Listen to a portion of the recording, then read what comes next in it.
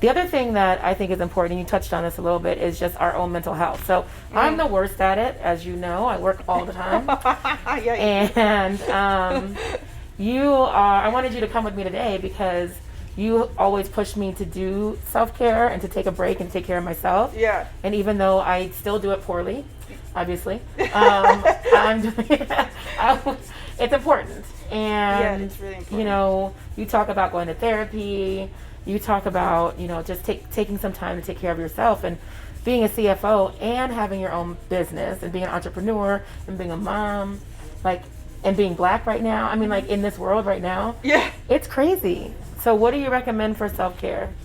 Or what does that look like for you? For me, I struggle with anxiety. On top of all of that, I've also struggled with anxiety my whole life. And so part of self-care is being able to say that, right? So especially as Black people, us being able to say I struggle with anxiety, I struggle with depression, I need help. We don't do that a lot.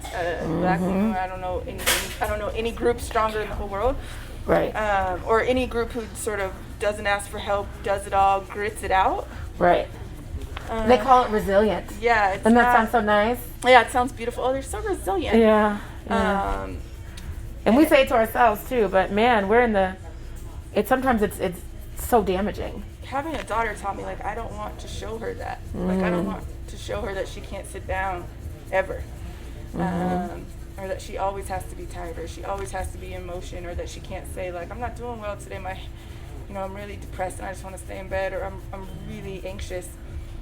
And I never wanted my kids to not think that therapy is just a part of life. Nothing has to even be wrong, but for me it's maintenance. You go to the doctor for maintenance. As a woman, to make sure everything's good, why wouldn't you go to therapy for maintenance, just to make sure that you're always in a good place, you have someone to talk to. So I'm very vocal in public about therapy and taking care of ourselves, and telling our stories and all this shame that people carry around, which is the root of anxiety and depression, is feeling like you can't tell people the times that you fell down. And we've all fallen.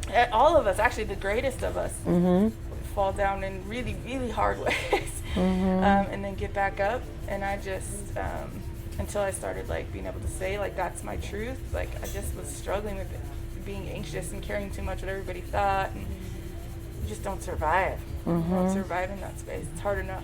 Well, I think too, as Black folks, Black women, we're taught to care what people think. Even when you talk about your son and having him change his clothes, I was talking to some white colleagues of mine, and I was like, why do you think me and Janet Buckner always, dress up to the nines every day when we come in?